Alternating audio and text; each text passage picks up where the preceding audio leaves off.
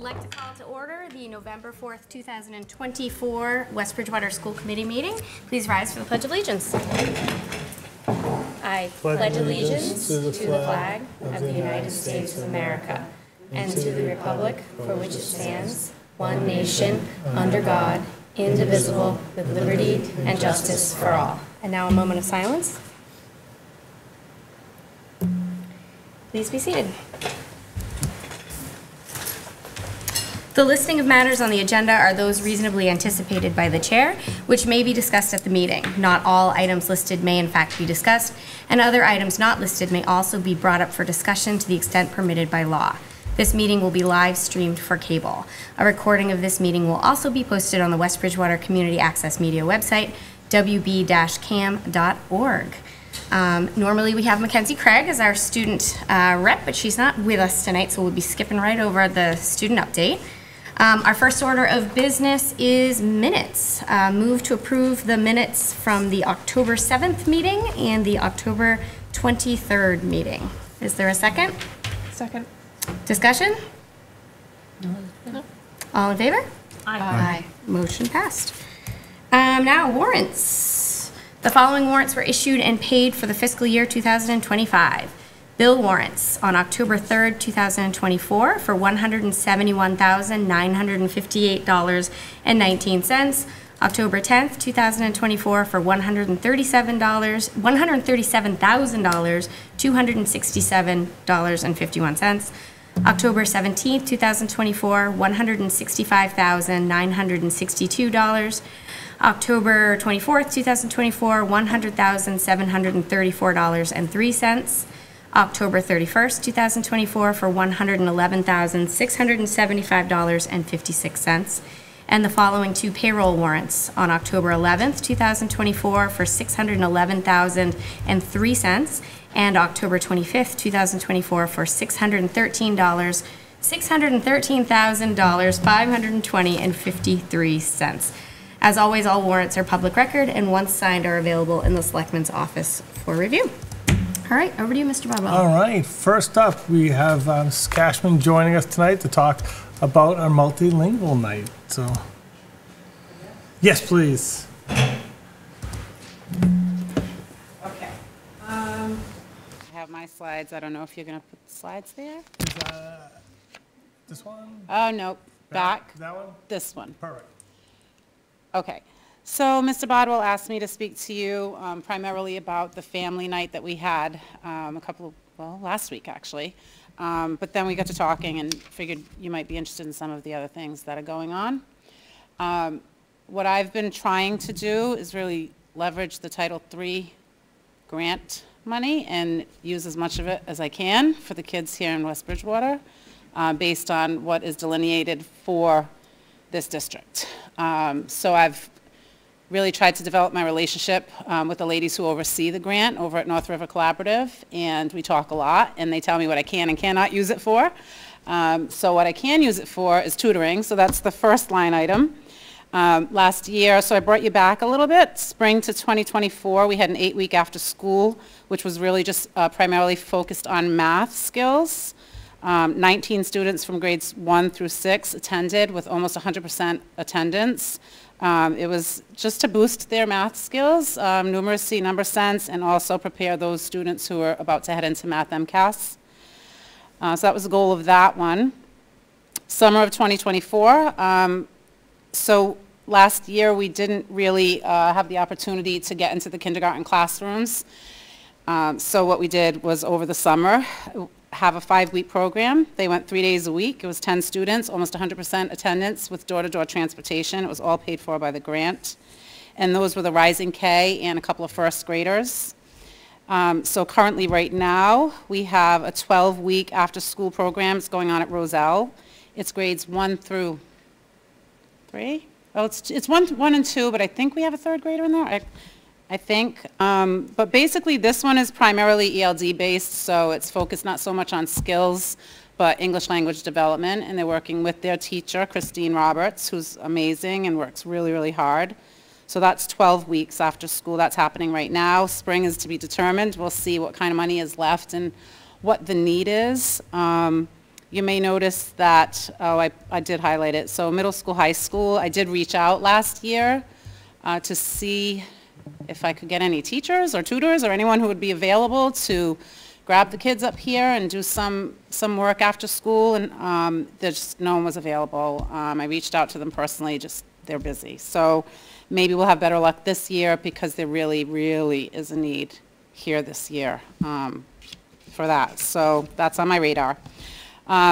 Kindergarten, again, because last year we didn't get into the classroom, and this year we were not going to let that happen, so I reached out to Bridgewater State University and one of the department heads over there in the education department, and he sent to us a very responsible, motivated, excellent teacher candidate who's a senior. She's going to start her practicum in January, so she's with us in Jennifer Conroy's room right now, 4 days a week until January when she has to go and do her teacher practicum.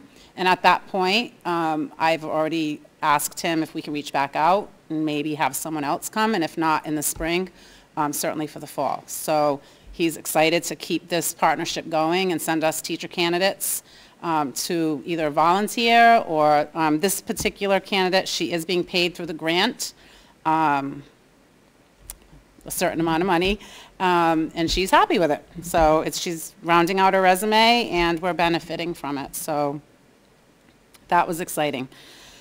I feel like I've been a little bit like Santa Claus this year. I've been telling the teachers, send me your requests. What do you want? I can buy you materials, and it does have to be specific. It just can't be whatever the teachers want. They have to be able to justify that this is going to be beneficial to ML education specifically. So visuals, manipulatives, realia connected to the text. If the other kids benefit from it, of course, great, right? I mean, but so we've done some pretty big purchases with progress monitoring materials to prep these kids for the access test that's coming up. Different workbooks, you know, so I can't really think right now, but there's been quite a bit. Different novels at the 5th grade level. They're reading the novel Wonder, so we have it in Portuguese, we have it in Spanish, we have it in Haitian Creole. So that kind of stuff. I'll come back to that. The translation devices, I'll be here tomorrow probably because the high school is the last one to get their translation devices. But I purchased what's called Pocket Talk. It's like a cell phone. And it's a translation device. So you put it right here. Maureen has hers. I don't know if she's used it yet. Denise used hers the other day. A parent came in out of the clear blue sky. She didn't have to use her cell phone, didn't have to get on the computer. She put the device right here and went back and forth in Spanish and English, Spanish and English to speak with the parent. It's just working out the kinks, but as of right now, it's for the secretaries, the nurses, the SEL staff. So the high school will get 2. One will be for the for the office where you are, and the other will be for guidance. That way when they need to have a minute with a student or a parent. So those I will deliver tomorrow at some point. The DESE guidance, Mr. Bodwell and I have a meeting tomorrow morning to really kind of review that because they have changed some guidance regarding translation and oral interpretation. There's districts out there being cited because they're using Google Translate. They're being cited because they're using interpreters who have not been professionally trained to interpret in an educational setting. We have a list of interpreters that we've been using, for many years at this point, but to my knowledge, none of them have received this specialized training. So in the coming years, that could become a problem. So we're trying to get ahead of that and have some discussions about getting some people, you know, professionally trained. Certain high-impact documents like report cards, IEPs. There's a new IEP, right? There's field trip forms. Which ones? Oh yeah, the Title I forms. Like anything that's district-wide right now, other districts are being cited because they're not being professionally translated. So it's some of that does have to come from the district. The Title III will not pay for that. because of the supplement rule. And so I've been trying to pick that apart so that way I can educate Mr. Bodwell about that piece and what we might be able to pay for and what we might not. But I think with Title III, it's more about events like we had the other night. If I needed to translate, let's say, the flyer to go out to parents, they would pay for that to be professionally translated, as opposed to an IEP or a report card that districts are required under the Department of Justice and Civil Rights to have all that stuff. It's on them. So it's a little complex, and there's time. So, but the conversations are happening. I am like so excited to talk about the adult ESL classes. I've had so many parents reach out to me and ask if we can help them learn English. And there's funding for it, but it's about finding a teacher. It has to be a licensed ESL teacher. I've tried. None of the licensed ESL teachers in this district, including myself, have time to do it or want to do it. I reached out to someone that I knew in Fall River. She couldn't do it. I have a couple of other people in mind. So I'm hoping that we can be the ones to offer it, because it's the consortium has a certain amount of money available for the adult ESL classes, but I would love to be able to say it's like we came out the door with this. So hopefully my competitive nature will let me, I don't know. We'll see. We'll do our best. They have lots of money for additional PD that me and Deb can talk about, that they will train teachers so that they can develop their skills and so that we can overall improve Tier 1 instruction for the English learners, because there's a need there. As well-intentioned as any teacher would be, it takes a lot of training and skill to teach, especially newcomers, which are the students that we're getting, are mostly newcomers. And you'll be happy to know last year, the West Bridgewater led the way with their teachers taking professional development through MATSOL and NRC out of any other of the other districts in the consortium. So that was really positive, I thought. Okay, now you can change. Thank you. Whew. As of right now, 51 ML students who are active ML students, and 20 of them are brand new to us this year. They just got to the district a lot of them are coming from Brockton, and some are just newcomers. You can see the numbers: 18 at Roselle, 9 at Howard, 20 at Middle School, High School, and 4 at Spring Street. So that includes the 2 kindergartners and the 2 pre-K students, and there's 1 more student in pre-K who's likely going to be added to that. And 29 former English learners. And we monitor the former English learners for 4 years. So just because they've been reclassified to former English learners, it does not take work away from the teachers, either the gen ed teachers or the ESL teachers, because they have to monitor those students and fill out forms and make sure that they're making progress. So it's not just like, okay, you're reclassified and now the case numbers go down. That's not the case. They still require attention. And you have your primary languages that you can see. I think we do have 1 Tamil student, which is a student from India.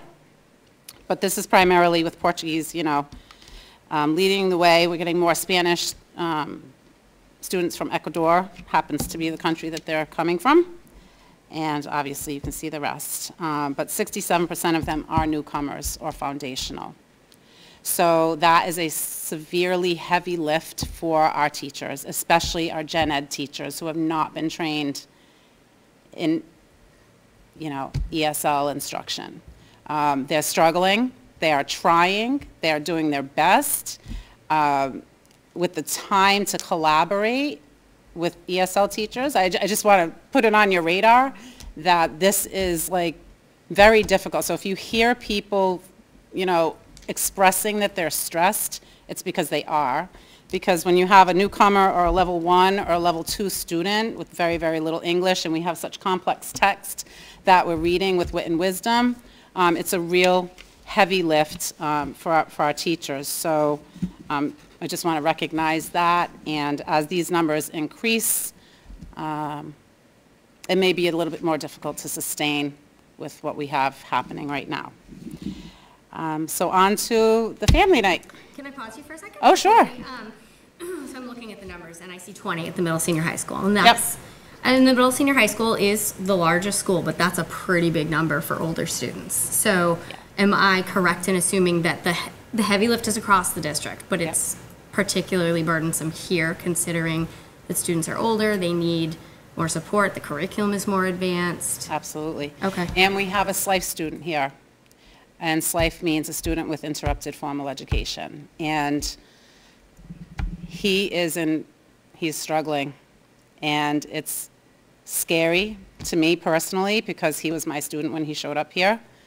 I'm worried about him. His guidance counselors are worried about him. His teachers are worried about him. He basically came to us without breaking any confidence, but as a third grader and was put in at the tail end of 5th grade. So there's lots of foundation that's been missed. And now he's sitting in 8th grade and he's struggling. So, and his teachers are too, trying to make work purposeful for him. And that's the piece, because I think that people are in routines to say, oh, I'm going to assign this essay, for example, and you need to go through the writing process. And you need to do this step, this step, this step, this step. And you need to have, turn in a finished product in order to get a grade, in order to get your credits. And I don't know, is that purposeful for a student who left Brazil in 3rd grade and who worked on I'm not going to, I don't want to, violate any confidence, but I think conversations have to happen about those students who are newcomers. And yes, we have this MCAS graduation requirement. Who knows what will happen tomorrow. But a lot of them are coming in at 10th and 11th grade. So they don't even have the opportunity to get a high school diploma. They might get a certificate of completion. Is that what it is? Something? Yeah. So it's very, I don't know, unsettling for me personally. And I don't really understand the high school schedule, so it's something that I want to talk about a little bit more because the teachers here, it's impossible for an ESL teacher to effectively support 5 different content areas. I mean, you'd have to be a crazy person, super person to be able to hold on to all of that information. So I've just gone back a slide and I'm looking at the middle senior high school offerings and how there's such a need and you're unable to find teachers and tutors, and so obviously that's a big challenge. What else do you think? What else is needed? I appreciate, and I think this is amazing that we've received funding and it's Christmas and we're able to provide support, but what do you see that is needed, particularly at this level? at the high school level. Yeah. I think PD is needed. I think we need to, and this is not to sound critical in any way, shape, or form. I want to just preface this. This is not to sound critical. I just think that more professional development is required in order to strengthen our Tier 1 instruction. I don't know how long ago it was when many of our teachers went through their SEI training. I mean, it's required to be a teacher to have your SEI endorsement. If that happened, you know, I had mine 10 years ago at this point. So they may need a refresher, and refresher courses are available, SEI refresher courses. And SEI is, you know, sheltered English instruction. And we should be seeing word walls. We should be seeing anchor charts. We should be seeing visuals. We should be seeing academic conversations in class. I'm not saying we're not seeing that, but when we look at the development of some of the students that have been here for a little bit longer, I wonder what the opportunities are that's happening, and is there room, are there more opportunities for that to happen? And I think there are. And many of the teachers have reached out to me recently because I send out emails now and then about PD offerings that are free, and many of them are reaching out to me. So I think what's happening, because they're all seeing, they're starting to feel it. And I think that the teachers who are, you know, they're bracing themselves because they know it's coming, and they just know that it's not going to stop. I mean, we might see you know, ebb and flow, but I think they're bracing themselves. They're saying, okay, I need to prepare myself. But yes, I think we need, you know, Tier 1 instruction strengthened. We need more ESL staff. I'm just going to say that. Put it right out there, I guess. We'll need more ESL staff eventually because they need explicit English instruction. They're coming to us and they don't know that this is their nose. They don't know how to say the desk is flat. You know what I mean? So there's some real basic English instruction that has to happen in ESL that's not happening in the biology classroom. And many of these kids nowadays, obviously, I'm not trying to preach to the choir, I know that you're all smart people, but by the time they get here, from the arduous journey that they've taken to get here, and trust me, they have, not all of them, but some of these children are going through forests, they're turning themselves in at the Mexican border, they're staying at the border until they're released, and then they're making their way here. So now we're asking them to do whatever it is, write that essay, or they don't care. They want to know how to say, this table is flat. They want to communicate with you. Yeah. And so if we have to meet that need and help them to learn how to speak basic English in order for them to care about what we're trying to teach them in the classroom, you know, it has to, both things have to happen. And I'm not saying it's easy. It's very difficult. And it's very stressful. And it can, you know, myself, and before I came here and I was in Fall River and I had newcomers and I had students at all different levels. And you feel as a teacher that you can be ineffective sometimes when you're not seeing that. And I think just teachers are coming out of the woodwork now saying, you know, this is important to us too. Even though we're not ESL teachers, these kids are sitting in our classroom, and I think we should be proud of the ones that are really stepping up, and they are. And so. There have been a number of teachers that have signed up for PD, Yep. MPY, through NRC, Yep. through WIDA. Yes, and they're just, they're embracing the collaboration a little bit more, but it is a necessary, it's necessary, because if you don't, you know, you're on your own. You're on a little island trying to help this child who doesn't understand what you're saying to, you know, have purpose for 7.5 hours a day or whatever it is we said that we're in school. So. Well, it's fair to say West Bridgewater is changing very quickly. Yep. And to keep up with that is difficult. So. It's changed a lot since I've been here, and I've only been here for 3 years. So I'm already seeing a huge change. Does anyone else have any questions before she moves on to the multilingual? Do we have enough opportunities for teachers to take PD? Are they doing it on their own time? Do we have enough? Right now, they're doing it on their own. Okay. A So, lot of it's free. yeah.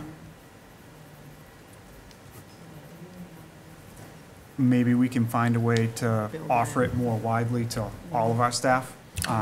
Maybe Yeah, through- well, I think a lot of this came up this year with a lot of the newcomers coming in. So when we write our PD plan, we're usually doing it the year before. So I think this is going to be very important information for our administrators. And I think it really sounds like there's a lot of buy-in from the teachers that they're going to want this as well. So when we start to develop our PD plan for next year, using the half days, it's going to be a great opportunity.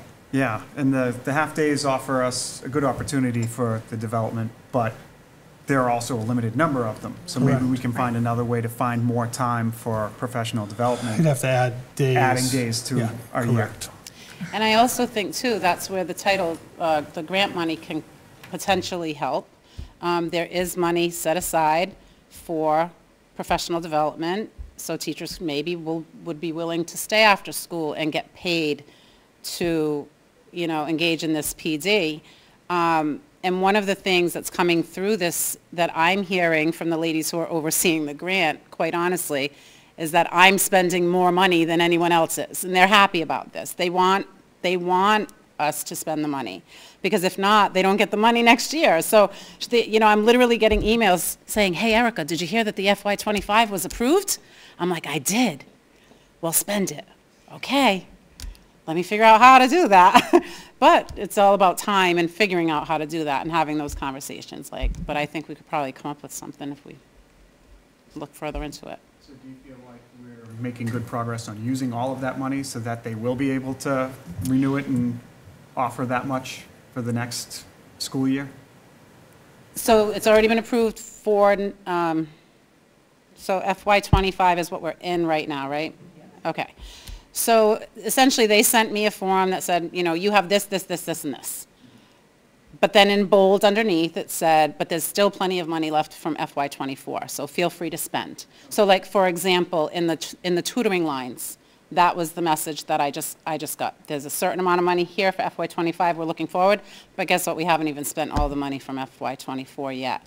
The PD is like, I want to say PD is one big large amount that is split between everyone. So the whole consortium gets like $15,000 worth of professional development. But some of that is already put aside for the MATSAL courses, the MATSAL, and so those are costly. So it's whatever is left over from that, and I don't have that figure. I'd have to kind of say what's left over, and I think they wouldn't be able to give me that figure until they know how many people are going to sign up for the MATSAL cost and then, you know, deduct it. So yeah, I'd have to get on the, I just don't have that much, you know, information. I just want to say, she has worked so hard to get us where we are now. I'm just amazed at how hard she works. Yeah, I sounds can like hear it. it on your slide. Was She's packed full of information. There was a lot to cover. Yeah. Well, And I think the big thing is we're growing, but the needs are changing, and you mentioned it, it becomes much more difficult when they're older. When they come into the middle senior high school, the language acquisition is much more difficult than if they came at, you know, the primary, elementary. It's harder to grades. learn it at that age. The subject material that they're supposed to be Absolutely. learning is more complicated. yeah. And just how There's, busy kids are at compounding that age, issues. what they're doing, you know, outside of school as well, so. And it's so hard to engage, it's harder to engage the parents at that level, is what we're seeing. I mean, we did have one show up the other night with her high school daughter, which was really nice to see. But it is harder to engage the parents. Last year, Christine and I talked about, like, what can we do for these kids? And so on the website, we have all of the clubs listed, and, you know, it's translated, and trying to get the kids out into the clubs, and it's just harder. I don't know. And I'm not a high school person. I mean, I was a 4th grade ELA teacher before I went into ESL and then came here. So I've never worked at the secondary level. So that's a little trickier for me. I need to learn a little bit more about that in order to be more impactful, I think, in that area.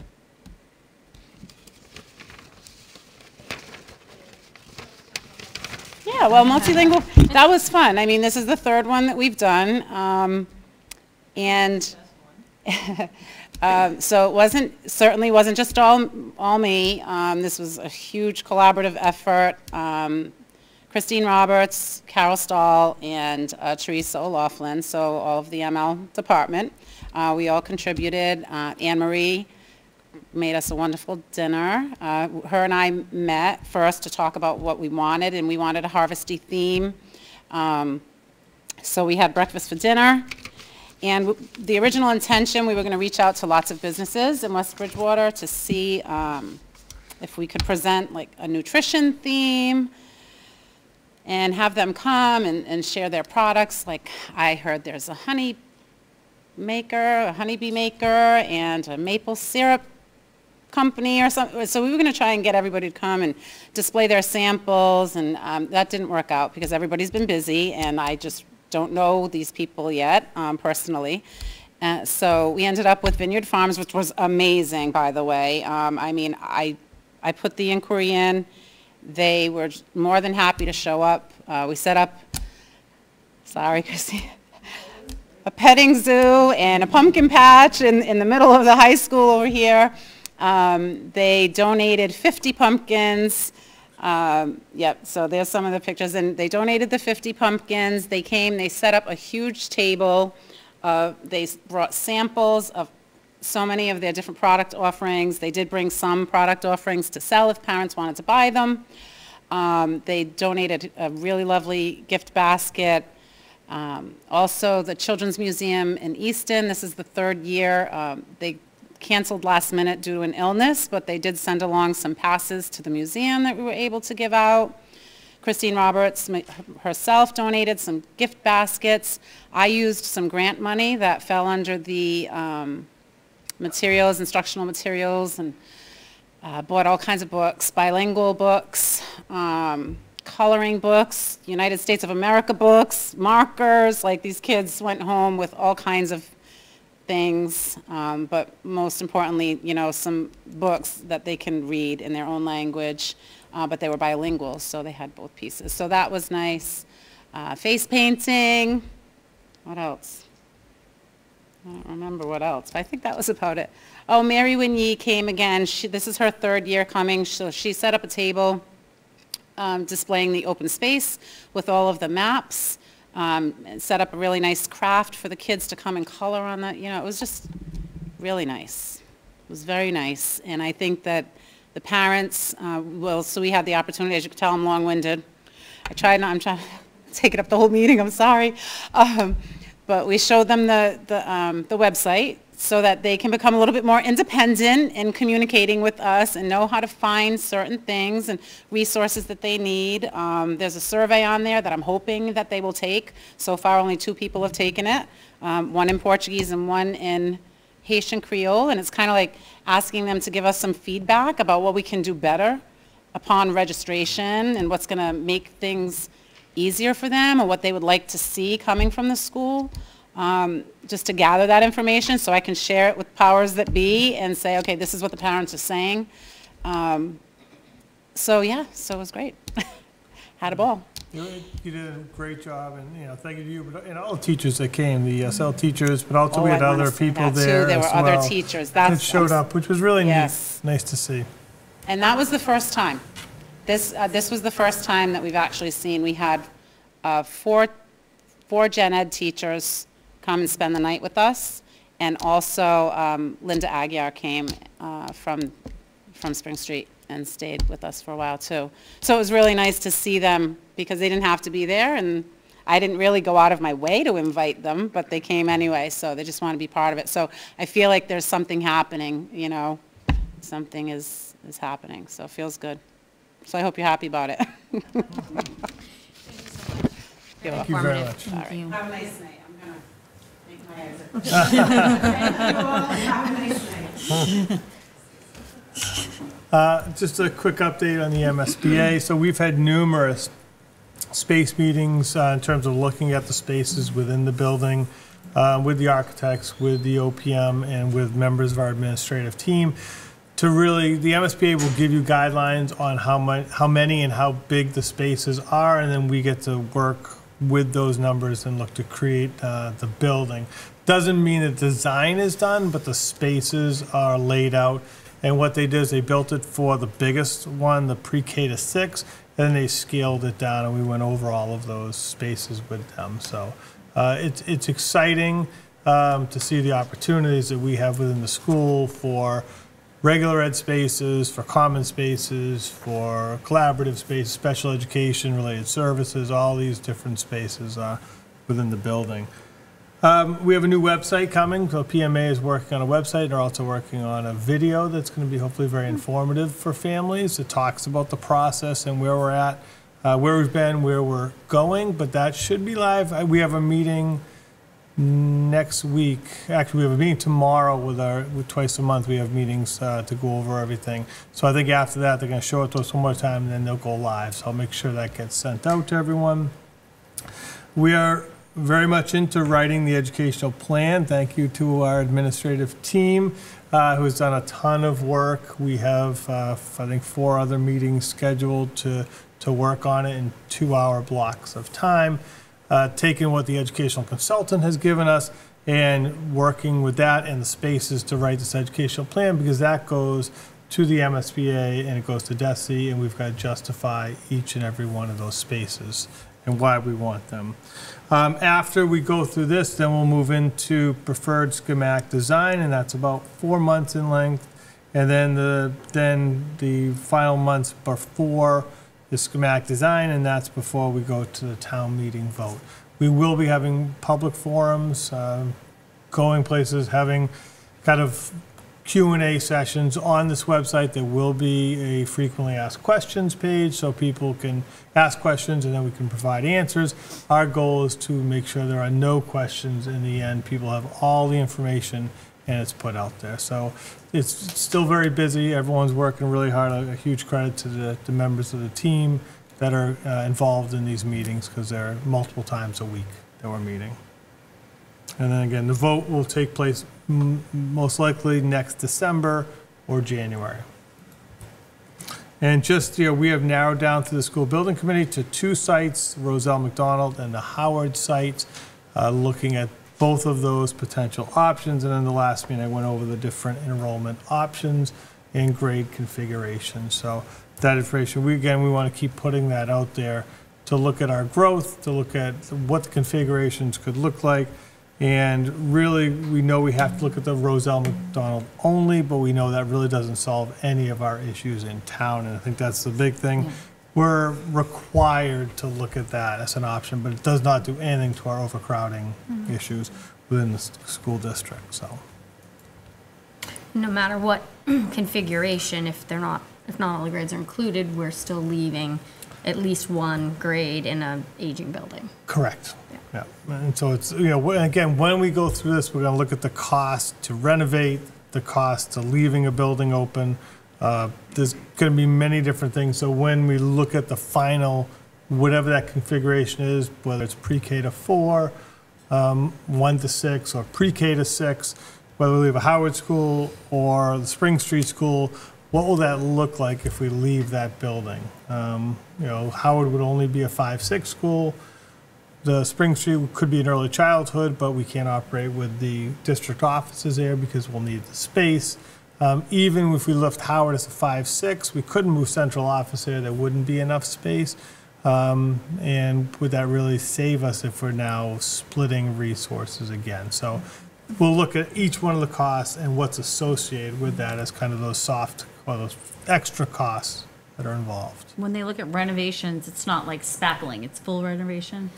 If we do anything that I think affects a certain percent, I want to say it's like 20%, then you have to bring everything up to code. Okay. So it would be a pretty major renovation. Full renovation. Yeah, so some of the issues pointed out in the building committee meeting was that bathrooms would have to change. You're going to have a lot of electrical work. I mean, we've been talking about that for a few years with generators. So there's quite a lot that would have to be done at any of the schools to bring them up to code.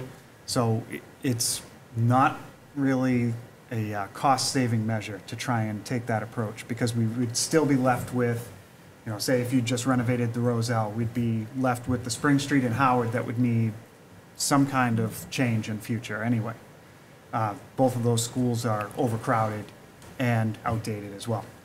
So I think really the most cost-effective way for the town to tackle the problem is to do pre-K to 6 in one new building and move away from these aging buildings that we have. Yeah.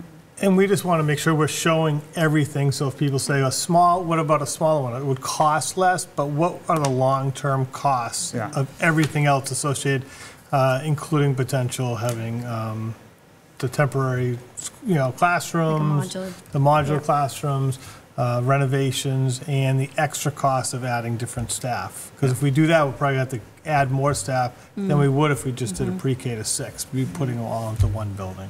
Yeah, so, and it's worthwhile to go through the exercise to actually have our consultants show that work rather than the people that would normally get up at a town meeting and ask questions taking my word for it, because I don't think they are going to do that. But I think that it's important that we get it all out there, we get it out there early, and we allow people to ask a lot of questions, because there are a lot of questions, and we want to make sure we answer all of those questions. Going to our budget meetings with the town, so we have a meeting scheduled for November 19th. I'll be there, business manager, our school committee, budget subcommittee members, town administrator, and representatives from the Board of Selectmen and the Finance Committee. We've done these last year. I think they were very successful. We continue to tell our story. It's our goal for our story to change with the times, but not to change. I think this is a great example of where we may need to add staff in the future. We've added staff in other areas, and I think we are sufficiently staffed. But these are areas that continue to grow, and we need to make sure we're giving explanations and reasons why. I don't think we've announced it officially, but the behavioral health grant was given back to the district for this year, so we are looking at adding another elementary school adjustment counselor and provide some mental health coverage at the middle senior high school in the nurse's office. So those are two areas of need for us to address, and we're still kind of going through the process of hiring.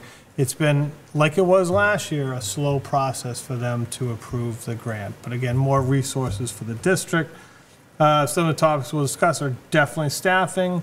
We'll talk about our school choice numbers, although we haven't seen that big growth spurt yet. It is coming with the housing, we know that. We have taken fewer school choice at the elementary level, which has affected our overall numbers. We didn't take any in kindergarten, and we took just a few siblings in 1 to 6 this year. So our overall numbers are growing. We're getting up to near where we were last year, but we started out a little bit lower this year because of the school choice. We have upcoming negotiations starting with the union, so that will be another thing, have a budgetary impact.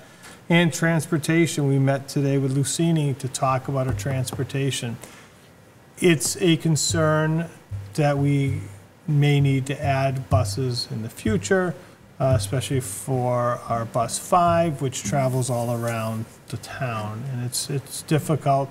So we were brainstorming. Lucini's was great. They sent a number of representatives. We sat, we talked, we discussed options. They're very willing to work with us.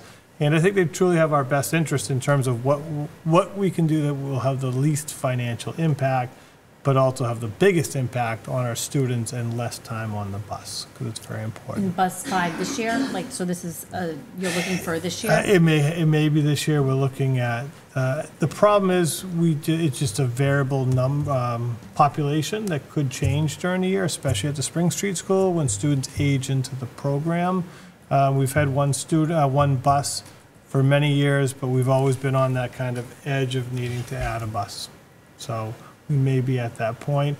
We looked at some short-term solutions and then some longer-term solutions. So in the past, we had talked about trying to purchase a vehicle for the district. Have we been able to make any progress? We're working with the town to see. The last vehicle we purchased with the town support was a food service van. So we have an email out to the town to say, how do we go about looking at vehicles? We've talked about it. The concerns are we'll have to find drivers and monitors for those. So that's a potential concern. But I think that's one way we could potentially solve it internally for an upfront cost that we already have the money earmarked for, the $30,000. So we could do that. It's just the extra things we have to do. I'd be interested to see how the numbers add up for adding a second bus through Lucini versus trying to solve it internally. I mean, I don't know, staffing and insurance and all sorts of things would be at play, but I'd be curious to know what the numbers would be. There definitely, I think, would be a difference, and it would be a short term. If we buy in the van, then that's the money for the van, and then we would just be paying the drivers. So that's what we're looking at. That really came out of the meeting today as a potential good option. I would just be concerned, not to be negative, but then we're managing that aspect of it. Something happens to someone, they can't make it, what happens that day, right? Yeah, we'd have to. What happens if there's something wrong with the van? We would definitely be adding something big to the plate, even if it's just one van. Yeah, it's a lot to manage. And it's difficult. And we've looked around, we've talked to other districts, and some have gone in and purchased vans, and some have, it's been successful, and others it hasn't been. It's been difficult because there are things that could go wrong. Where does bus 5 go now? You said it goes around town. Is it the That's one that the goes all the whole way town. over to like Pleasant Street Bus and then 5 back? goes everywhere. It goes everywhere. Goes everywhere. Yeah. And it's not just the size of the town, but it's crossing, we're going down 106. It goes literally all, and we looked at routes today. We actually sat and we looked at their screen and they showed us where exactly it goes. So it's, we knew it would be coming up to do something, but we were hoping to keep it going because that's what we had budgeted for. So definitely more to follow on that. But that's a good topic with the town, because those are costs that really, are out of our control. In the next 2 months, I'll be doing back some visits to schools, superintendent and residents. The dates are there. Looking forward to really just spending a full day from arrival to dismissal, being in classrooms, being in lunches, being at recess, if there's team meetings going on, with grade level meetings, meeting with kids, staff, administrators, and really seeing what's going on. So I'm looking forward to it. It'll really be a working day for myself. All I need is a small, quiet place if I have to get on a call or answer emails during the day. But I find it really beneficial, and it gives me a great appreciation for the hard work that everyone's doing and seeing it, throughout the entire day. It's much different than going in and walking around a school. To live in the school for a day, I think it's very rewarding. I enjoy it because our staff do an amazing job, and we've got great kids, so it's a lot of fun. Survey update. I wanted to just provide a quick update as part of the information taken from our bullying prevention and intervention plan. So I think it was out there for 2 weeks. I sent it out in the newsletter and sent out 2 subsequent emails with the link. Principals are working on, we met today to do executive summary reports for their buildings. So the Google dashboard that we have, they're able to really break down the questions, the grade levels, and I'll be doing more of a overarching look at the district results. We'll discuss it this week at the Safe Schools meeting. They won't have the data very in-depth at that point, but then at the next school committee meeting, we'll go over it more. Participation was decent, I think. Our students in grades 4 to 12, we had 740 students, so about almost 80%. So awesome. That's good. The staff, 74 surveys, about 40% of the staff, and 117 responses from our families. So that was good. And we have upcoming climate and culture survey, which I'll be sending out probably on Wednesday. It's been created. So again, to give us some more feedback. So the student survey, that's fantastic that the numbers are that high. I'm assuming there was time set aside during the school day to do it. In the power blocks. What kind of education or setup was it for the students? Was it just, hey, here's the survey? Or I know there was some discussion at least at the Howard level talking about what bullying is and how to identify it. So, I'm just curious. Mrs. Page, did you send out? Yeah, well, the survey itself had a lot of description of bullying in it. We sent it out via an email with why we're doing it, and an explanation. Okay. Just saying, we want to know how you're feeling, with the link. And then it was done during power blocks, so the teachers could be there with the kids while they're taking in written questions and so forth. Seniors, we let them do it on their own time, so we didn't give up their privileges. So we just asked that they take it, within a 2-day period. So great. And at the Howard, you give a. At the Howard, I just asked specifically 4th grade, but all 3 grades, that the teachers take the time to preview the survey with the students and that they read the questions out loud to the students and go on it. I just feel like if you put the survey in front of the kids without guiding them through the questions, they may misunderstand things. The teacher's going to be running around answering a million questions. So we didn't treat it like an assessment and then pass. It was really, this is the question, this is what it's asking. Do you understand your options? Okay, choose, moving on. Yep. Guided them to fully understand what it is they were responding to. Yeah, I appreciate that, especially for the younger grades. I think even for adults, it's hard to understand what bullying is and what it isn't. And I, want to make sure this data is as accurate as possible. So thank you. Thank you. The North River Collaborative quarterly report is in your packet, a 1-page just information on what's been going on. So you have that. And then parent-teacher conferences, just an update that we're keeping the traditional dates. Information has or will be sent out by the building principals. And I've learned not to say times because I end up being wrong, and then I get myself into trouble, and they're not very happy with me. So I'm putting the dates there, and then they'll send out more detailed information. All right. 9th, Mrs. Yanis is going to talk about MCAS, and the principals are going to get up and just give an overview of what we're doing in terms of action plans. All right, I'm going to be quick. So as you can see on the screen, grade 10, the number in parentheses is 8th grade. So that is when they took MCAS in 8th grade in parentheses, and then 10th grade is the SGP. So for ELA, they made moderate growth. For math, they made moderate growth. And anything with less than a 10% or 10-point difference is not significant. But if we move on to grade 8, the next slide, please. Sorry, just looking at battery life over here, sorry. Grade 8, it doesn't look like they had much growth in ELA, but they had moderate growth. 8th grade math had huge growth, high growth. I was completely amazed with 8th grade math. In fact, students scored above the state in almost every single question. One question was almost 20 percentage points over the state, and they actually only scored below the state in 5, and some of them were right, like 1 point below, 1 percentage point below. Grade 7. Grade 7 ELA had high growth. In 6th grade, their growth percentage was 47 percentage points. This year it was 64 percentage points. And math, they had moderate growth as well. Grade 7 ELA outperformed the state in every achievement level and scored above the state in all but 2 questions, and outscored the state average on many questions by up to 20 percentage points.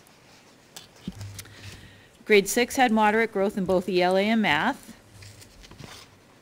Grade 5 had moderate growth in ELA, but that doesn't tell the whole story about grade 5. Grade 5, grade 5, although it showed moderate growth in ELA, the students outperformed the state in almost every question and achievement level. In ELA, the students outperformed the state and only scored below the state on 2 questions. Grade 5 math had high growth. Very impressed with their growth as well. Grade 4 had moderate growth in both ELA and math. And 3rd grade, we don't have growth scores because it's their first year taking the test. Overall, grade 7 ELA, grade 8 math, grade 5 ELA and math. Those teachers, whatever they did, we need that magic sauce again this year. I know grade 7 was really concerned with the new ELA program last year, but they knocked it out of the park. They really did.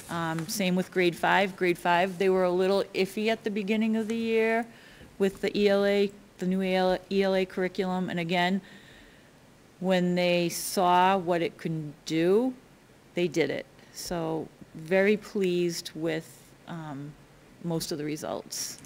And now the principals are going to come up and talk about their action plans briefly. And we acknowledged a couple of years ago it was a heavy lift going into Wit and Wisdom, and for 6, 7, and 8, that's newer for them. They're a year behind the others. So I think we're starting to see the benefits of that. I think we're seeing a rigorous curriculum. We're seeing high interest books, but also the literacy and everything they're doing. It's really working.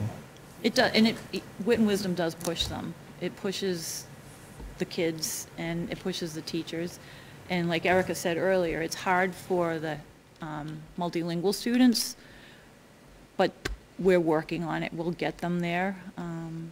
But now it's principal's turn. The grade 7 math that went from 50 to 45, what do you think that's attributed to? I'm wondering if it's, so historically that group has been lower, but that's not an excuse. It's still lower than the state with that, so. I have one of them. We're working on that. And it'll be addressed in the action plans. Yeah. Overall, I think, I mean, I'm not a fan of the MCAS. I've said that before, but I think these are numbers, this is growth points. I'm just putting it out there. But I think these are percentages or percentiles that we should be proud of, and our students should be proud, and our teachers should be proud. These are great. I'm super excited for our teachers because they stress because, you know, it does get publicized and they work so hard every day. And I hate that one test can make them feel, you know, invalid. And they do a great job every day working with our kids. So I was really happy for them, as I'm sure these guys will say too, and our kids. We talk to our kids, you know, and I love that our district doesn't stress our kids out about the MCAS. I think we do a really good job not to do that because kids stress about tests. But we also want them to know that it is an important test, and I think they do work hard for their teachers too, because I think they, you know, they know that their teachers work for them daily, and I think they did. They kicked butt, you know, and I'm so happy for them and the teachers. But Questions that were 20% yeah. over the state is huge. Yeah. Huge. So it was impressive. So the principals, we met to discuss just our action plans, and we were going to just quickly go through them because we know it's a Monday night and everyone's tired. But collectively as a group, to improve the number of students meeting and exceeding expectations. So we wanted to have all of our kids get up to those 2 levels, to the meeting and exceeding. So all schools will start with data analysis. We're going to identify, you know, where our areas of weakness are, which standards should we focus on. So we'll look at the data to see where the gaps are and where we're missing the spot. Consider areas of strength and where we can learn about instruction to apply to other areas and provide teachers with time, right? It all comes down to time and planning and being able to look at the data and work with the data to improve instruction. We're progress monitoring twice a year via STAR, Wit and Wisdom, and Visions and Illustrative Math assessments, and paying close attention to the students who fall into the categories of Title I at the elementary, special education, low income, and EL, because we know through the data that, you know, we can do better, definitely, in those areas, helping those kids to learn. I'll let 3rd grade. So like Mrs. Yana said, 3rd grade's unique. We don't have previous MCAS scores to look at. So what we have found is our district-wide assessment, the STAR assessment, aligns pretty closely with the MCAS. So those are the scores we're looking at. What our kiddos, our 3rd graders came in at the beginning of this year taking the STAR assessment, and that's what we'll be using as our measure. Talking to the teachers, we already started digging into the data. Unfortunately, DESE is not releasing many of the questions in the past. We would, you know, click a button, we'd be able to look at the question kids didn't do well with and try to figure out why they're not releasing them. So it's a little frustrating when, right, when you see a standard, They want to use grades 30, yeah. So when you see a standard that, you know, our students did not well in, or the ones that they did well in, we want to know why, what was different about the question. So that's a little frustrating, but anyway. We're going to increase exposure to academic vocabulary, integrate it into lessons across all subjects. Implement read aloud sessions with a focus on comprehension skills, making inferences, understanding main ideas.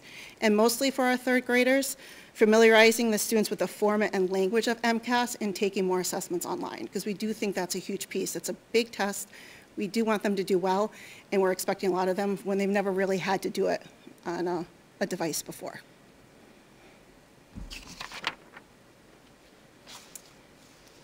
All right, so at the Howard School, in addition to making sure we're all kind of doing a combination of all of these things, so we sort of divvied them up where they made the most sense to talk about.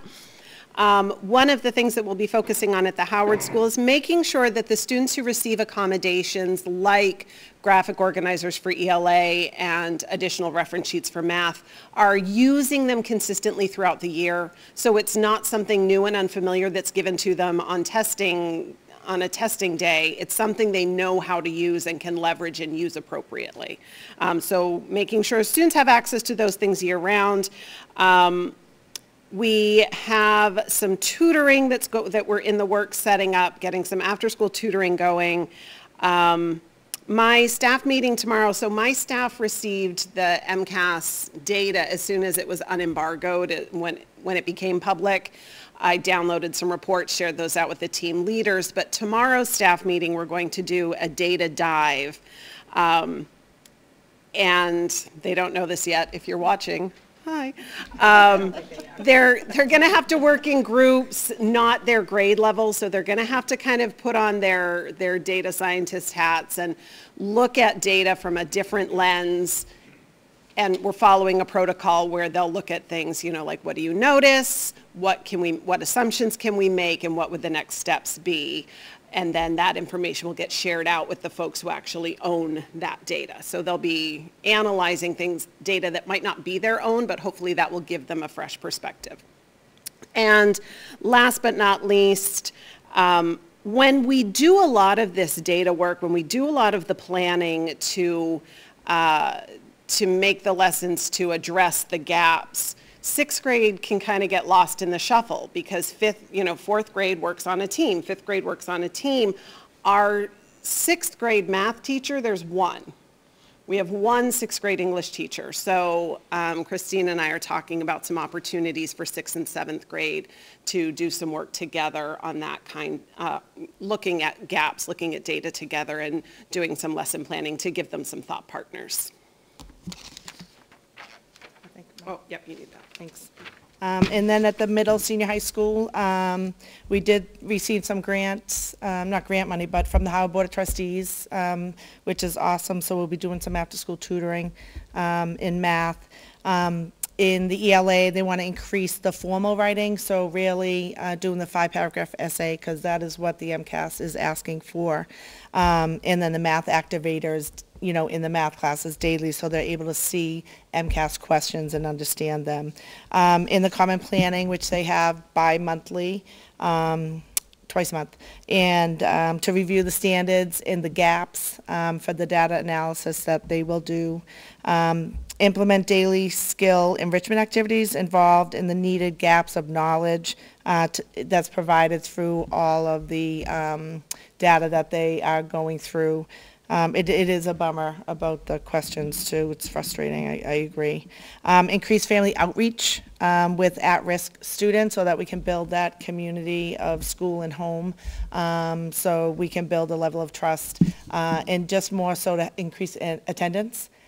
So that if they're here, they're learning. You know, when they're home, they're not learning. And we have increased the attendance. The data was good this year, so we just want to get that. And that could be, you know, part of why some of the scores were up. Kids were in school more in the instruction. And then identifying small groups and providing, you know, sessions during Power Block to help some kids that may need that smaller group instruction additionally. And that's, you know, throughout the year, the Power Blocks. And the teachers collaborate, but, you know, daily, but they do have that common planning time, which is even better to be able to discuss students and where we can assist them. Coordinators and the administrator, what are the big picture things that we can do that are going to help across the board? Knowing we're not seeing individual questions, but what kind of things, the writing, you know, make sure we're sharing the writing, not just with the ELA teachers, but the other teachers. What are the writing expectations in those classes? Because if they're writing more, they're going to write better when you have this type of assessment. Online proficiency in terms of just taking tests online will help students. Having the conversations about students at risk. What are the tier 1 interventions we're doing? What are tier 2 supports we can offer and things like that. So looking big picture to help. And I do agree, I don't think we put a lot of stress on our kids, but we want to make sure they're taking it seriously so it reflects what our hardworking educators are doing every single day. Great. Thank you. Skipping that. All right, next up is we're skipping over the student report. We look forward to Mackenzie joining us next month. Let us know what's going on. And the first order of business is the middle senior high school international trip to Costa Rica. Right. We have a presentation. Sure. All right, just give me the head nod when you want me to move on.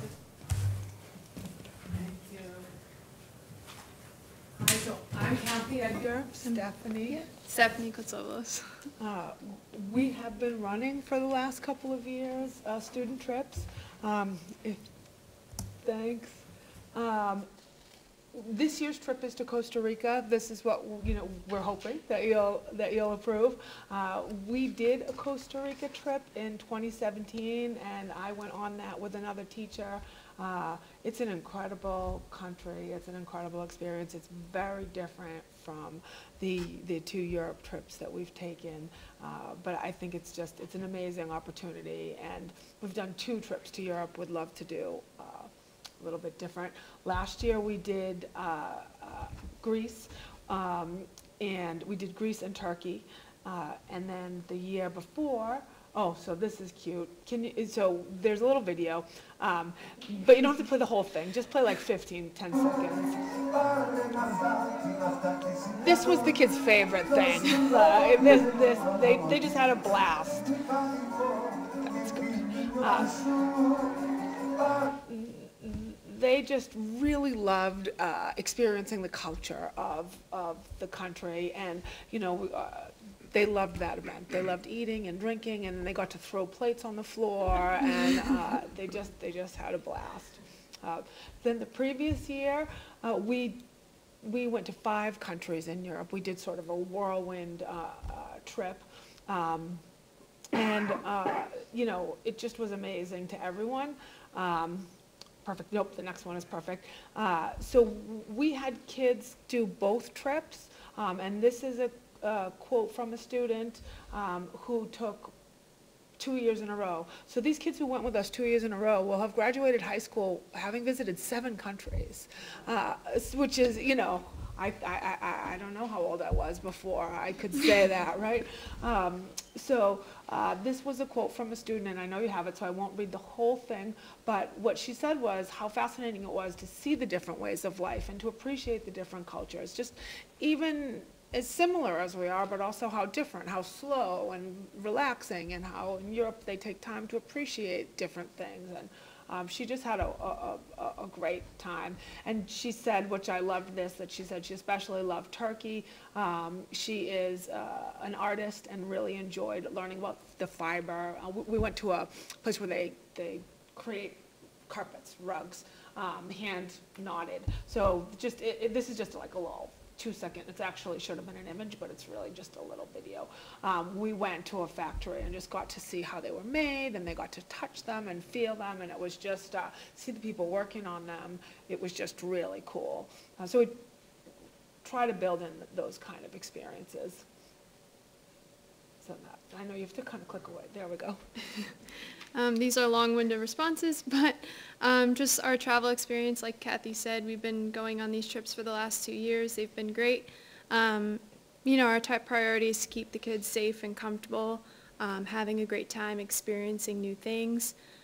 So I think we do a pretty good job at doing that, and they're very appreciative, which we are very thankful for. For example, don't know if you know, but we did get stuck in Ireland last year for an overnight, and the kids were absolutely fantastic. They were patient. The parents were awesome. They were helping us as well. So overall, we've just had really good experiences with the kids. You can go to the next one. And then we have decided to go with a different travel agency this year. They are called ACIS.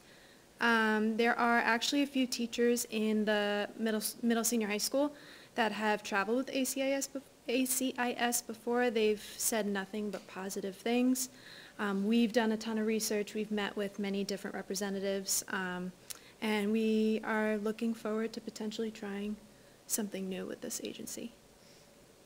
So the trip that we're looking to take is a little bit of a tour, not too crazy, 9 days in Costa Rica. We're going to fly into San Jose and then visit a few different parts. And if we just go take them slide by slide. So when we arrive, we are met, just like with EF, with a 24/7 tour guide that travels with us throughout the whole trip, from the time we get off the plane till the time we get on the plane on the way home. We're going to visit San Carlos, which I believe is the same city that I went to before, so I'm a little bit familiar. We are going to get to check out some hot springs, a boat cruise, which seems very cool. This area, Monteverde, we did before. I have done the bridges, and I actually did the zip line thing, which I wasn't going to, but then I did. You know, so just really cool experiences, and everybody did them. I was going to be the only one who didn't do the zip line if I did it. So, and then the other opportunity that's really cool is a little horseback ride, like quiet, slow horseback ride in the forest. Again, you know, we talked about this. If anybody doesn't want to do it, they won't have to. And, you know, we'll do something else with them. And we're willing to split up and have one of us do it and one of us not if that's the case. So that's fine. But, I mean, just what a cool idea. A different way to see things. They hope that the students will experience like a regional culture thing. It's how people live. So, and then this, finish up with some time at the beach. Manuel Antonio National Park is on the coast. This is a region that's completely different biodiversity than the other area. The thing that everybody always talks about is the monkeys. They're like squirrels. You know, there's that many monkeys there, and I mean, and they just interact with you, and we won't be touching them, but you know, they try to get your attention, and so it's really super fun. And then we'll head home, and the kids will have just so many stories and such an experience with the different environment, the biodiversity, the culture. And really, we really just wanted to provide, like, so for example, we have a couple kids who might come for the third time, you know, and we wanted to really give them something different. So. And then ACIS just provides all these different resources. Our biggest resource would, kind of like last year, is our 24/7 tour guide. They really do help with last-minute emergencies, questions, even groceries, food, stuff like that. So we also have these services as well, but our tour guide will be with us all the time. So the program tuition is approximately $3,800. Well, we felt like they did a really good job of making the price reasonable. It might even be a tiny bit less than. Last year we were sort of in the 4,000 range, and depending upon when students signed up. So some people paid more than this even last year, so I think that's great. No, it's 9 days. I know. Did I not? I might have. You may have said 9 days. No, I said it, but I'm not sure it's written in there, which I should have done. The 23rd of June to Around the 1st, yeah. And those could change maybe a day later or a day earlier, but yeah. Based on their plane ticket availability. most likely not missing No, That was the. not that was missing the- school.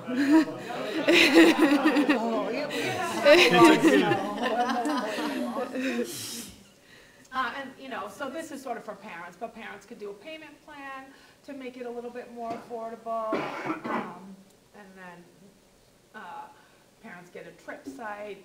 Then there's a couple, this is sort of more for parents. So, and then if anybody has any questions, you know, parents have the availability for these things, but you can all certainly ask us any questions that you have, and if you think of something later, we're happy to answer later as well.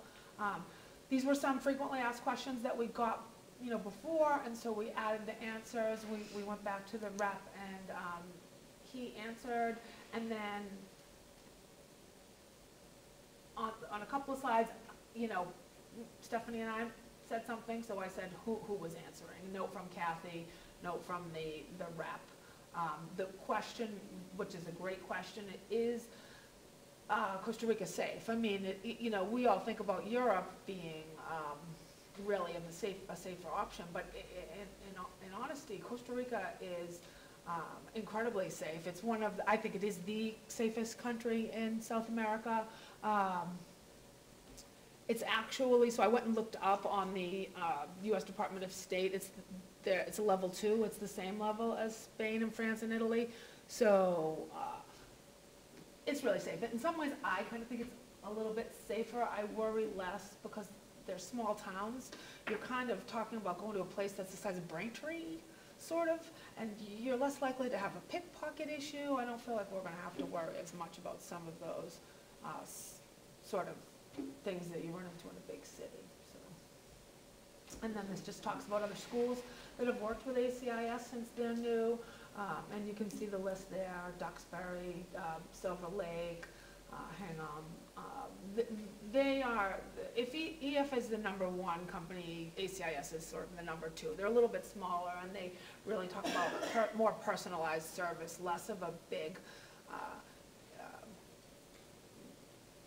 it's not a chain in the same way that like McDonald's is a chain. ACS prides themselves on being more personalized, though they are big, but just not quite as big. And I think, Kathy, once approved, if approved, we want to try to get rolling, right, just advertise. Yeah. Right, absolutely. So, yeah, we haven't advertised, we wanted to wait, make sure that it was approved, and so, yeah, we'd like to be able to get advertising and get kids on board. I'm sorry if you already said what grades is this going to? 10 through 12. I just want to say thank you to both of you. Your experience on these trips is outstanding, your dedication to take time away from your lives to give our kids a great experience, so thank you for that. It's really awesome to watch them get to experience these things. It's cool for us to sort of see these things through their eyes. It's very, we enjoy it.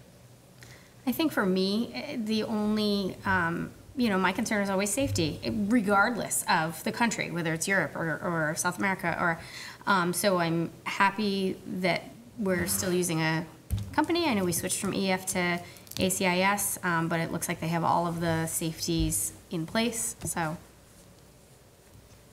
Looks good. And moving forward, that's our first priority. Yeah. Talking with them and making sure that they can convince us of that as well. Yeah. Great.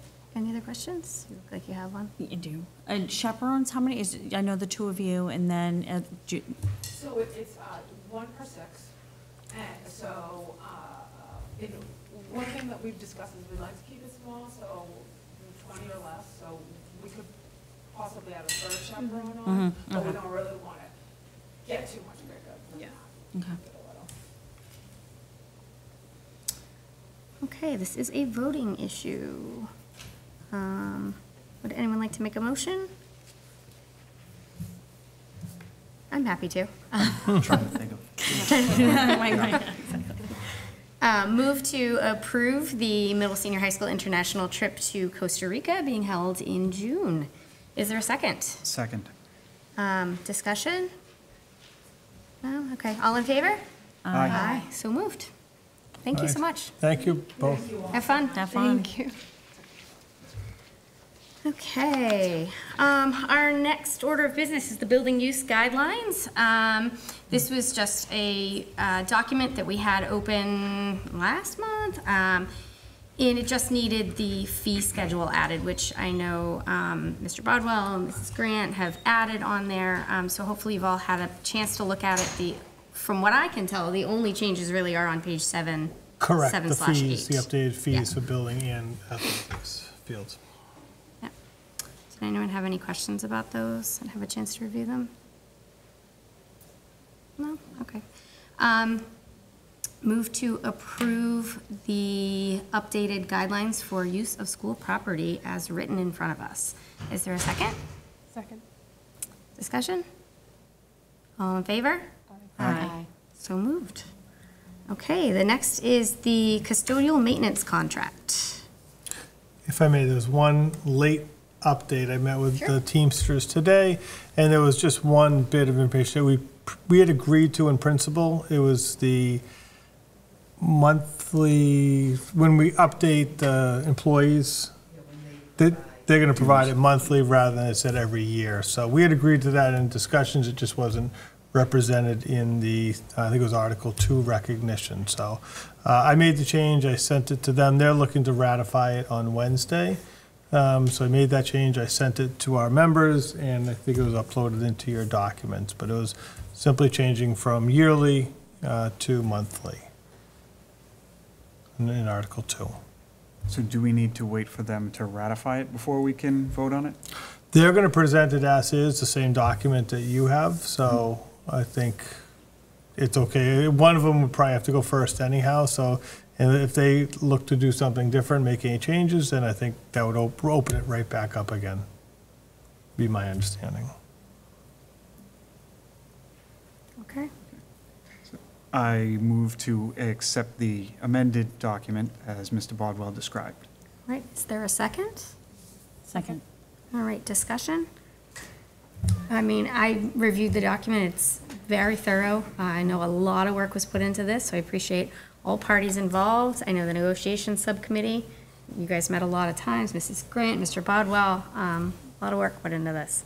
Mr. Bodwell, Mrs. Grant, tremendous amount of work and guidance throughout this whole process. This is my first one, and there was a lot of work that went into this. They did a great job. Thank you. It was interesting because it was really starting from scratch. So Yeah, it was kind they of did a great a job. good process to go through with everyone involved. So thank you. And I think they have a good contract. It clearly spells out what the rules are so that there shouldn't be any questions in anybody's mind. It should help to clarify things for the district to make sure that everybody's treated fairly and that they know what the rules are up front. Agreed. Great, any other questions, discussion points? Okay, all in favor? Aye. Aye. So moved. Next, the Safe School Subcommittee update. Mrs. Milton. Sure. So we have a new subcommittee reports that we're going to be doing for each of our different groups. And I thought, I know we have a meeting this week, but I thought I would get ahead of the meeting this week and give a report on what's been going on. So we've had 2 meetings so far, August 21st and October 2nd. In both those meetings, in attendance of the members were the West Bridgewater Public Schools school administration teams, the school committee, school resource officer, fire, police, nurse. Everybody was in the room. We've had some ongoing action items. One of the topics that keeps coming up is our camera systems, and especially in the middle senior high school. There's a need to update for the school security. We've discussed an upgrade or placement or replacement as potential capital budget item, which would be to update and improve the security cameras. So today, the cameras are secure and they're definitely doing the job. However, there are some concerns. They're aged, right? The technology is outdated. Today's technology is enhanced and better meets the needs of what we have, what we need in the schools today. They're unstable, despite our team ensuring connectivity at all times. There's some times when, the current systems, just due to age, needs to be monitored to make sure that it's still going. The vendor that we have that we used in our service model, the relationship, I guess from what I've heard, lacks.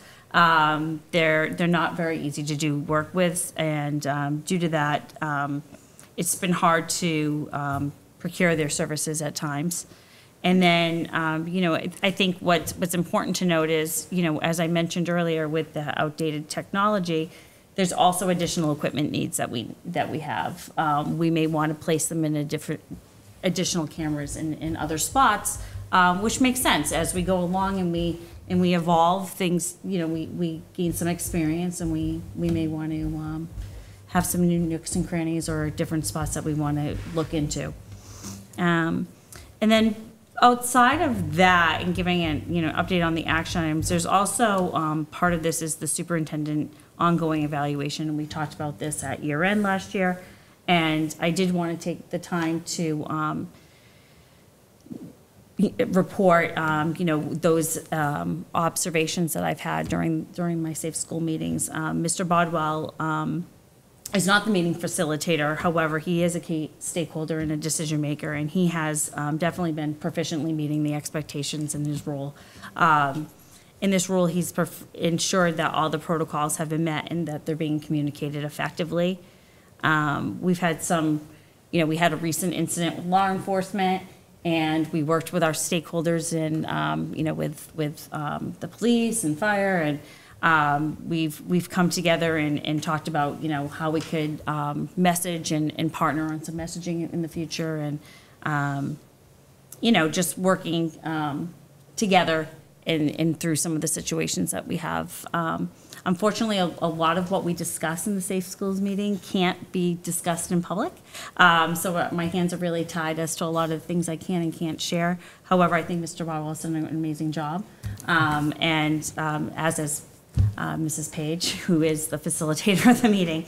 But, a lot of the information that we discuss in this meeting is very sensitive in nature, so I just wanted to give an update on that, especially knowing that the cameras are going to be such a big ticket item and could possibly be something that we're looking for in the capital budget. Yeah, so I have two thoughts here. The first is I'm pleased with this evaluation bit. That's standard 2A environment, so it's just an observation that we'll have when it comes time to do your full evaluation in the spring. I would like to, I want to make sure that we're really thinking carefully about these cameras. I mean, they're critical that they're working. It's critical that they're working all the time, so. And I just want to thank the administrators and West Bridgewater Police. We've done ALICE training. We had 2 different sessions, one elementary, one secondary. Thank you to SRO Packard, Sergeant Deverly, and Officer Pope, Sergeant Pope, actually, sorry. All were part of the training, one or the other, and Officer Packard for both of them. I think there was lots of great questions from the staff, lots of great information presented, and they'll follow up then with some drills and so forth. But again, just to highlight the collaboration between the West Bridgewater Safety and the schools, I think we're very fortunate to have such good working relationships. I would agree. All right, thank you, Mrs. Milton. All right, Mr. Schmier, the CPAC update. The mission of West Bridgewater Special Education Parent Advisory Council is to build inclusive schools and communities. We do this by supporting families of students with IEPs and 504s and including regular education parents by offering advice, advocacy, and opportunities for education and community building. Last week, we held our annual Basic Rights Workshop. Christine Riley, owner and founder of Cape Cod Advocate, joined us for a review of student and parents' special education rights, as well as a roadmap to the new IEP format. In case you missed it, slides and notes are available to those on our mailing list. On Friday, December 6th, we will be making International Day of People with Disabilities with our annual Rock Your Socks Day in West Bridgewater schools. Students and staff are invited to support the West Bridgewater CPAC with a donation and wear extra funky or mismatched socks to celebrate how being different rocks. I even do that in my office when nobody else knows why I'm doing it. In the words of George Day, inclusion is not bringing people into what already exists. It is making a new space, a better space for everyone. For more information about the WB CPAC and upcoming events, you can find us on Facebook at Inclusion Matters MA or by visiting our website at www.inclusionmatters.com. Thank you, Mr. Schmier. Okay, moving on to policies. Move to open the following policies for review at the December meeting. CBA, qualifications and selection process of the superintendent. CBB, selection of administration. CBC, roles and responsibilities of the superintendent. KA, school/community relations goals. KBA, school parent/guardian relations goals. KBBA, non-custodial parents' rights. KBE, relations with parent booster organizations. KDD, news media relations and news releases. KE, public complaints. KLG, relations with police authorities. KLJ, relations with planning authorities. And KLK, relations with local governmental authorities. Is there a second? Second. Discussion? We're making our way through the list. We are. We're making significant. We are on track to finish at the end by April, I think, right? We should be. Ish. Yeah. Okay. I'll give another update next month. Nice. January. All in favor? Aye. Good. So moved. Okay. Let me see. So policies that we have open. All right. Move to adopt the following policies as written. I'm actually just going to say the letters, and because I'm confused, I know we reviewed them, but we'll discuss them. Yeah. So move to adopt the policies as written. BBBA/BBBB, BBBC, BBBE, BCA, BDA, BDB, BDD, BEE, BG, BGB, BGC, BGE, and BGF. Is there a second? Second. All right, discussion. Well, it's really fun going through these policies and trying to go through the letters and trying to keep them all straight. So really, there was no edits to, so there was 13 of the policies that you just mentioned. 12 of them did not contain edits. There's one policy that I do want to point out that did have significant edits, and that is BDB, which is, we have this policy, the title is West Bridgewater specific, and we had it as distribution of diplomas at high school graduation. However, MASC has that as policy school committee officers, which we had as BDC, which they don't even have a BDC. So it was flippy floppy. So this policy, BDB, was, we're going to be retitling it to school committee officers.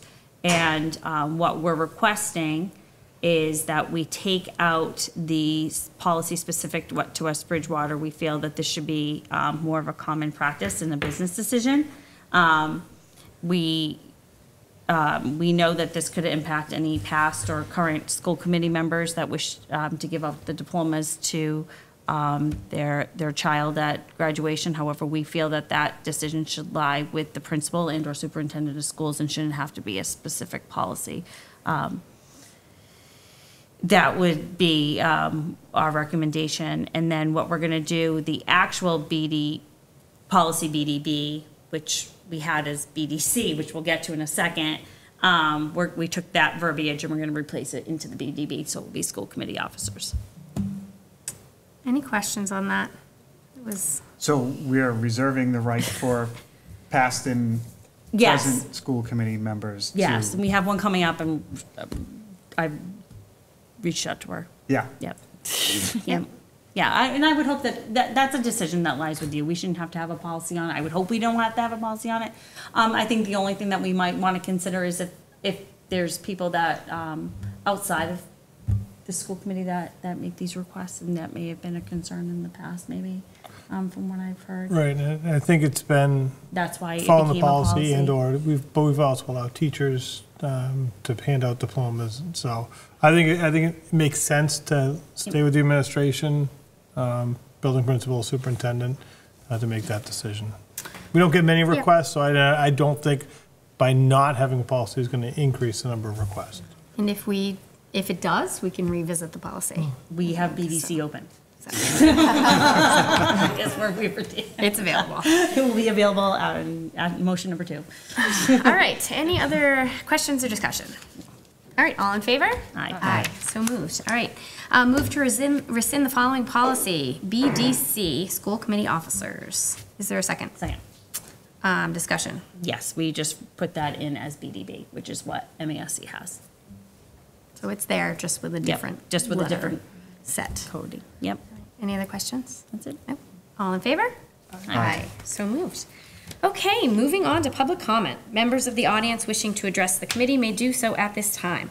Audience members shall limit comments to 3 minutes and are reminded that public comment is not a discussion, debate, or dialogue between individuals and the school committee. Personnel issues or issues that would violate student or employee confidentiality cannot be addressed during the public comment. All right, seeing none, we move on to the calendar, which is available on the district website and in the newsletters. Our next regular school committee meeting date is December 2nd here in the Learning Commons at 6 p.m. Move to adjourn the meeting. Is there a second? Second. All in favor? Aye. Aye. Have a good night, everyone.